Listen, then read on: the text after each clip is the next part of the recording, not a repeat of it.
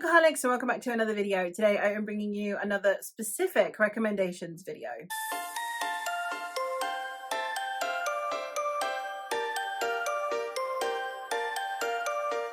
It's been a hot minute since I've done one of these. This was one of my main series of videos that I did back in 2024, and I thought I would revive it for this particular occasion because I have today some living houses to talk about, which is a very specific thing. I think it's a very intense thing, and I couldn't really put it as a trope because these are all different types of living houses. Like, some are haunted, some are magical. I thought I would try my best to talk through these and see what worked for me and whether or not they would work for you. If you are a fan of this living organism type of house, then I think you'll enjoy some of these recommendations. Some of them are incredibly popular, some of them potentially a little bit less so. I think we should start with my haunted ones first. So I have 3 haunted ones, 2 fantastical ones. The first one I'm going to talk about is Mexican Gothic by Silvia Moreno Garcia. This one is a haunted house story in which we are following a young woman whose cousin has just gotten married. Now, her cousin has been sending her letters that seem ever increasingly concerning, and therefore our protagonist decides to go pay her cousin a visit. However, when she gets there, the cousin seems perfectly fine and has no idea what our protagonist is talking about. But the longer our protagonist stays in this house, the more and more it seems like there is more going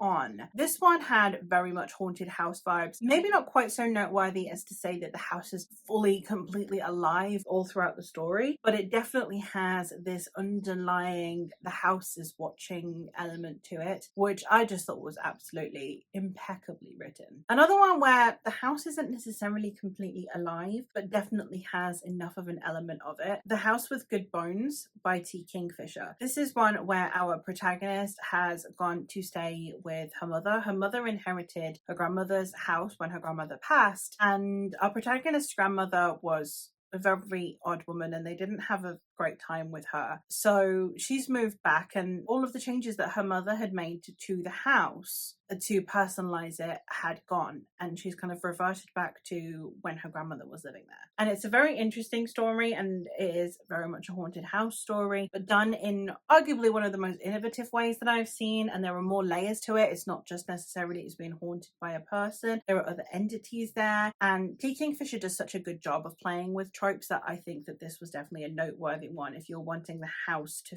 feel alive and observing you and watching you, this does a fantastic job of that. And the last one that I have in the horror segment of this is I have Starling House by Alex E. Harrow. This is a story in which we are following our protagonist Opal, who lives in what used to be a coal mining town. She is wanting to leave, but she needs to save up money, she needs to get a job, she has her brother in her care, so she begins working at the mansion that overlooks this town, which is Starling House, after she befriends the heir. While she is there, she discovers that a lot of things that are happening that shouldn't be happening, the impact that is later going to have on the whole town. This is another one where you have this eerie mansion that is alive and the walls could talk, and you very much get to know the past of this family and of its people and of its residents due to the house itself. And there are things happening in that house that shouldn't be able to happen, and it's very much a setting, but it's also very much alive, and I really did appreciate that about this story. And I think Alex E. Harrow really brought the house to life as much as the characters. So once again, if you're looking for a haunted house setting where the house actually feels alive as opposed to it just being like maybe there are ghosts or there are creepy people living there, the house itself feels like it's observing you and judging you,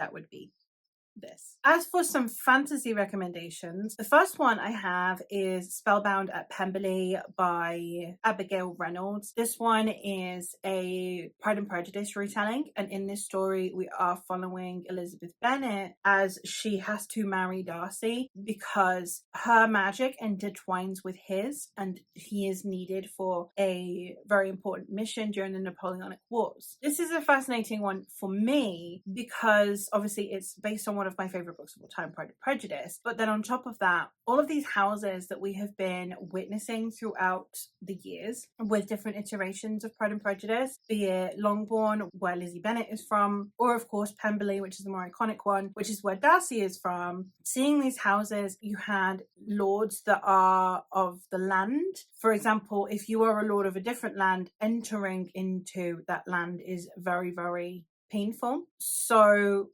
the houses themselves kind of protect themselves and their own in a way that is extraordinary, in my opinion. I think it was done in a really good way. So while the house isn't necessarily a living thing in the sense that you could communicate with it, it's not like the house in Encanto. It's more a house that protects itself, that knows its own, recognizes its own. Those that could potentially bond with it further and cultivate their magic from that land, which is exactly what Lizzie's doing. She's cultivating the amount of magic that she has from the land by eating only food that was grown in that land and making fabrics from yarn from the sheeps of that land in a way that she can then cultivate her magic through the house and through the land in a way that I thought actually made estates not seem quite so toxic. And I really did appreciate that. And the last one that I have, this is prevalent I think in books 2 onwards in this series, but especially prevalent here in book 4, and that is in the A Court of Thorns and Roses series. So throughout the series, as I said, from at least book 2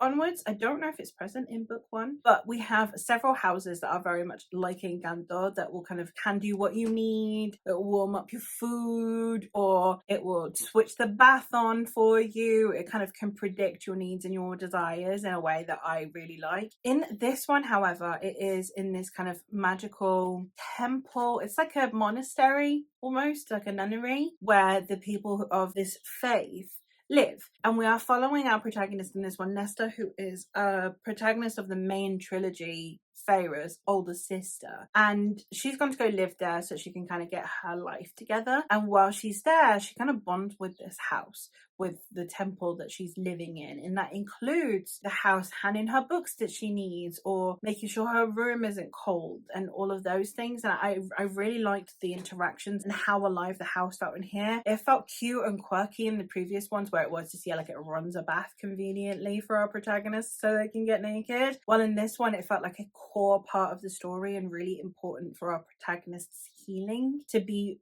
belonging somewhere, and the house itself making her feel like she belongs. So I really did appreciate that in this book, and that's why I found this one the most noteworthy of the whole series, although it is present throughout the majority of the series.